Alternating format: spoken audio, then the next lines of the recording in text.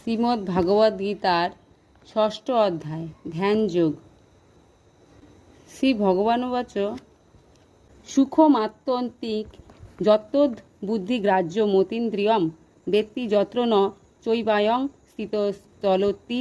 ইন্দ্রিয়াদির অতীত কেবল পরিশুদ্ধ বুদ্ধি দ্বারা গ্রাহ্য যে অনন্ত আনন্দ আছে, যোগী সেই অবস্থায় সেটি অনুভব করেন এবং সেই অবস্থায় স্থিত যোগী কোনোভাবেই পরমাত্মা স্বরূপ হতে আর বিচলিত হন না।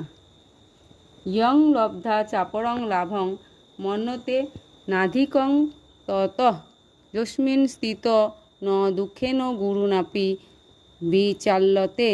পরমাত্মাতে লাভ করে অন্য কিছুকে যোগী তা